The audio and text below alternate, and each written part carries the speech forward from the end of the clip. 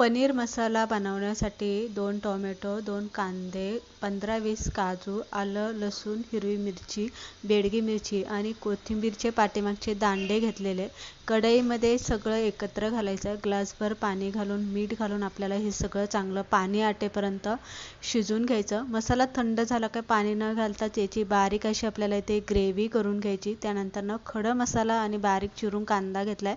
कढईमध्ये एक मोठी पळीभर तेल घालून खडा मसाला आणि कांदा चांगला परतून घ्यायचा. लाल तिखट, गरम मसाला, खडा मसाला, कांदा लसूण मसाला, हळद, हिंग, थोडीशी साखर, थोडंसं चवीप्रमाणे मीठ घालून आपल्याला ग्रेव्हीमध्ये हा सगळा मसाला एकत्र फेटून घ्यायचा. त्यानंतर कांदा व्यवस्थित परतला की त्यामध्ये केलेलं वाटण, थोडीशी कोथिंबीर आणि थोडंसं पाणी घालून आपल्याला मसाला चांगला तेल सुटेपर्यंत शिजवून घ्यायचा. तोपर्यंत पनीर इथे चौकोनी आकारात कापून घेतलेले. कढईमध्ये तेल घालून थोडीशी लाल तिखट घालून आपल्याला पनीर शॅलो फ्राय करून घ्यायचं. त्यानंतर मसाल्यामध्ये आपल्याला हे पनीर घालून घ्यायचं.